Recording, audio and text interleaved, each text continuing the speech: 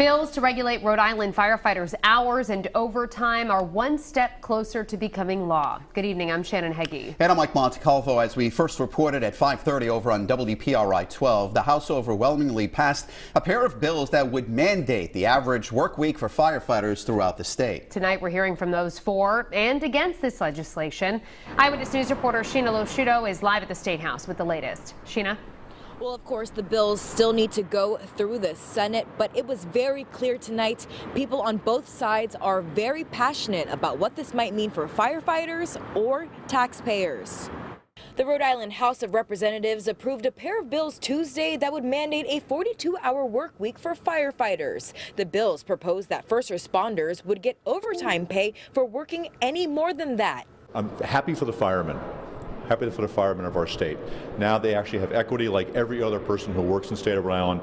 Right now, fire departments in Tiverton, North Kingstown, and Central Coventry work 56-hour work weeks. They get paid time and a half after hour 53.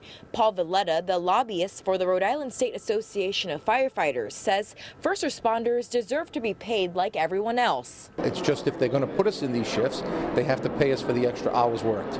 We spoke with the president of the Central Coventry Fire District's Board of Directors. The district operates on a 3-platoon system. Fred Grilinski is against the bill and says making it into a law would push the district into bankruptcy. And we're almost there, and this bill that's being passed is like grabbing defeat from the jaws of success. He says he wants to find a way to pay firefighters better, and the bill takes that away because of what it would cost the town. In order to go to 4-platoon, it'll be about $721,000, which represents in and of itself a 15% tax increase. Grilinski also agrees with the Rhode Island League of Cities and Towns that the standards should stay between local government and departments. We think that should be their decision. It should be something that they work out locally.